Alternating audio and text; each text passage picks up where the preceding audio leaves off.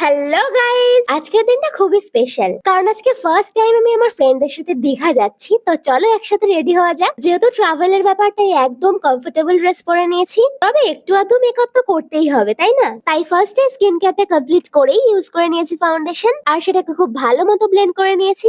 অবশ্যই মুখের সাথে গলায়ও অ্যাপ্লাই করে নিয়েছি। তারপর একটা সেটিং স্প্রে ইউজ করে দেন একটা কম্প্যাক্ট অ্যাপ্লাই করে নিয়েছি। তারপর অ্যাপ্লাই করে নিয়েছি ব্লাশ, যেটা আমার সবচেয়ে ফেভারিট পার্ট। তোমাদের কোন পার্টটা ফেভারিট অবশ্যই কমেন্টে জানিও।